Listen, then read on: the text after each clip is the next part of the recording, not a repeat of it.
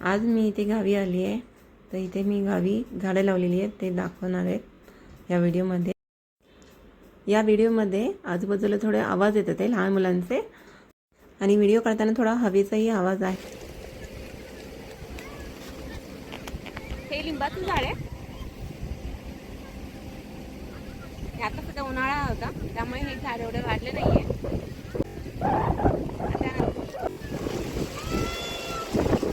हे नारळाचं आहे.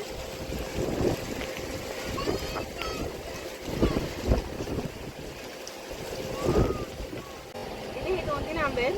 केसर आहे, हापूस आहे, तोतापुरी आहे.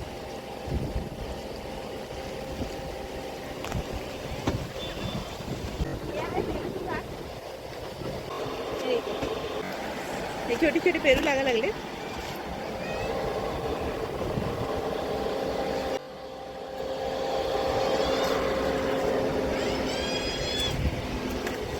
हे पुन्हा एक नारळाचं झाड आहे. इकडे हे जांभळाचं झाड आहे. ते वरती आतमध्ये जांभूळ दिसतात ते दिसत का?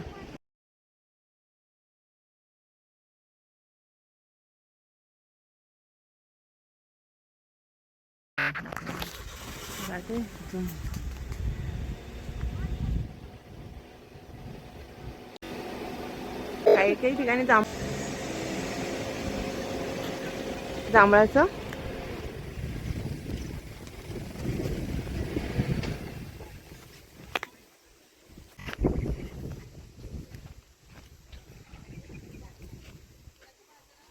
हे दुसरं पेरूचं झाड आहे.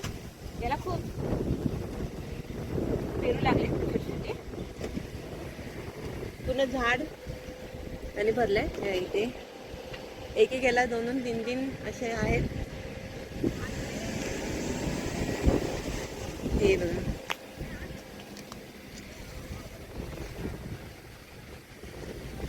एवढंच एक झाड आहे.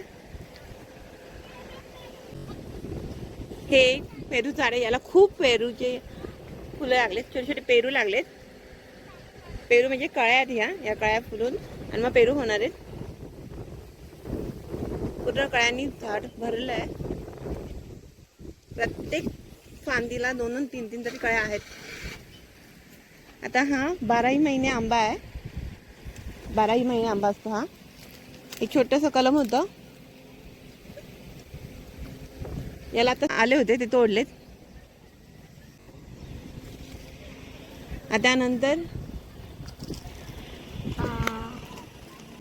आता इथे हे दुसरं एक नारळ झाड आहे असला.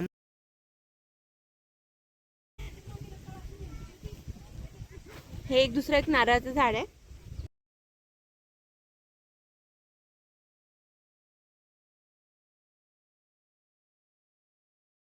हे तिसरं एक नारळाचं झाड आहे.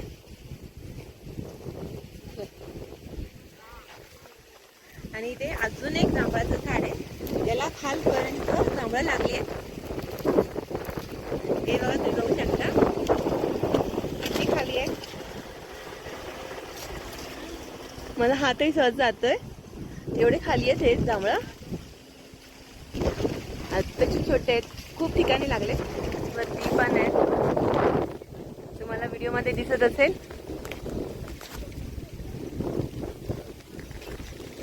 काही झाडं काही जांभळं पिकायला पण लागली आहेत. तुम्हाला काही ठिकाणी कलर पण चेंज दिसतोय अर्ध्या जांभळांचा.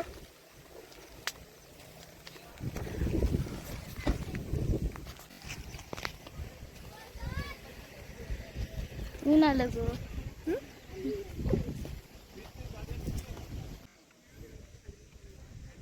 हे झाड मी लॉकडाऊनच्या आधी लावले होते. काही आता मयामध्ये कलम आणून लावले होते, काही डायरेक्ट बिया आणून टाकल्या होत्या. कोळी आंब्याच्या कोळी आहेत त्या टाकल्या होत्या पावसाळ्यामध्ये. जांभळाच्या पण बिया आणून टाकल्या होत्या, त्याचे झाडं आली आहेत. छान अशी सावली शेत हे शेतामध्ये कुठे सावली नाहीये.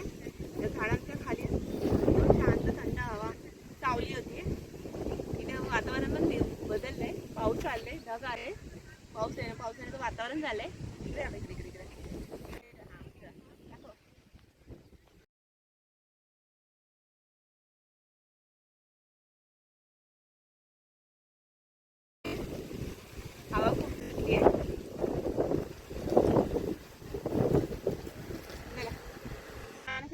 वातावरणात तुम्हाला मी लावलेली झाडं 5-6 वर्ष 7 वर्षापूर्वी जवळजवळ झाडं लावली. आणि झाडं जी लावली होती, एक कोळी लावली